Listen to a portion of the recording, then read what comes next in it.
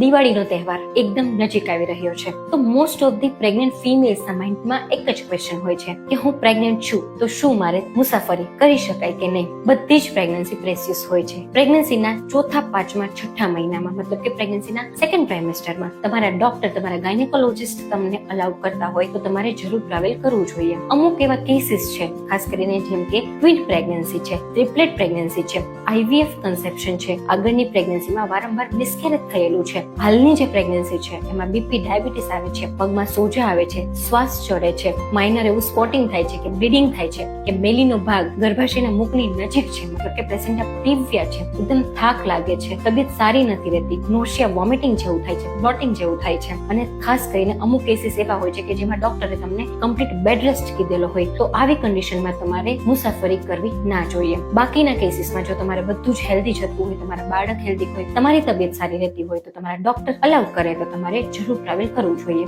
ખાસ કરીને જ્યારે તમે ટ્રાવેલ કરો છો તો પોસિબલ હોય તો બસ કે કાર દ્વારા તમારે ટ્રાવેલ ના કરવું જોઈએ, કેમ કે રસ્તા ઘણી વખત ખરાબ હોય તો જગ્સ આવે તો પ્રેગ્નન્સીને હાર્મ કરે છે. પોસિબલ હોય તો તમે બાય એર, બાય ટ્રેન તમે ટ્રાવેલ કરી શકો છો. જ્યારે પણ તમે ટ્રાવેલ કરો ત્યારે હેલ્ધી ખોરાક ખાવો જોઈએ, ઘરેથી ઘરે બનાવેલું તમારે સાથે રાખવું જોઈએ, તમારે હાઇડ્રેટેડ રહેવું જોઈએ, વોશરૂમને રોકવું ના જોઈએ. મારા તરફથી બધા જ મિત્રોને શુભ દીપાવલી અને happy new year. Thank you so much and take care.